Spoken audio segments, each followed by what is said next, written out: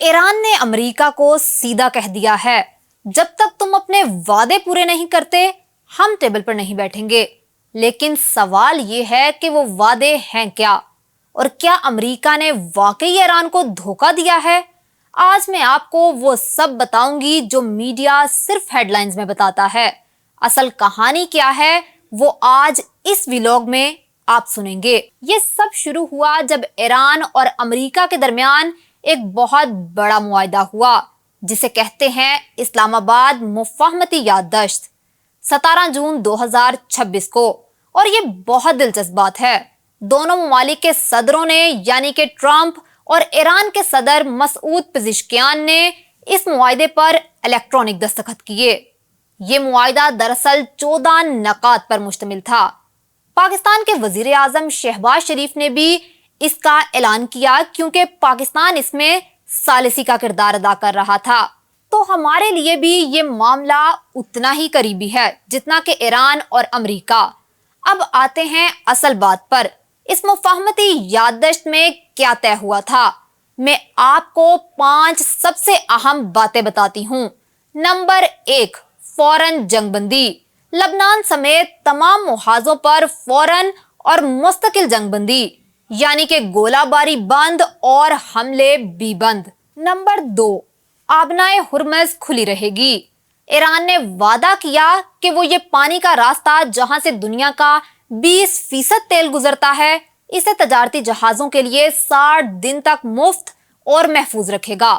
Number 3، امریکہ نے کہا کہ 30 دنوں میں بحری ناکہ بندی ختم کرے گا اور اپنی فوجیں ایران کے آس پاس سے بھی ہٹا لے گا۔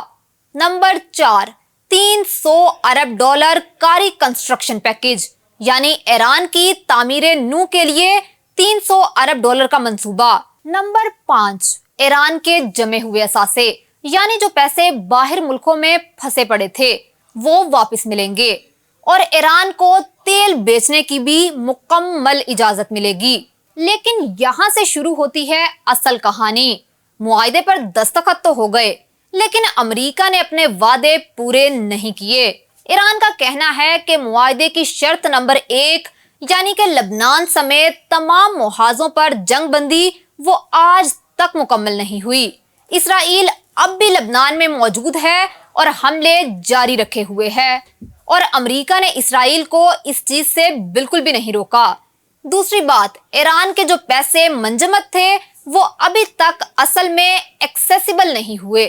ایران کے سپریم لیڈر کے دفتر کے ایک رکن نے اسٹیٹ ٹی وی پر آ کر کہا، اگر ہمارے منجمد فنڈز تک رسائی نہیں ملی تو یہ شرط بھی اس کا مطلب پوری نہیں ہوئی۔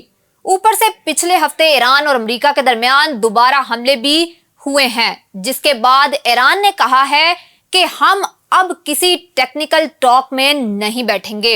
ایران کے ترجمان وزارت خارجہ نے کہا کہ ہم آگے کی بات تب ہی کریں گے جب یہ 5 چیزیں پوری ہوں گی۔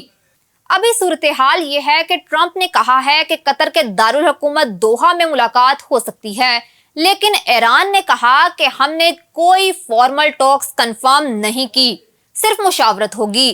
یعنی دونوں ممالک ایک ہی معاہدے کو الگ الگ طریقے سے پڑھ رہے ہیں اور الگ الگ طریقے سے سمجھ بھی رہے ہیں، اور یہی سب سے خطرناک صورتحال ہے جب 2 طاقتور ممالک کے درمیان کوئی معاہدہ ہو لیکن اس کی تعبیر مختلف ہو۔ تو یہ تھی اسلام آباد مفاہمتی یادداشت کی اصل کہانی، اور کیوں ایران نے ٹیبل ٹاک سے صاف انکار کر دیا ہے۔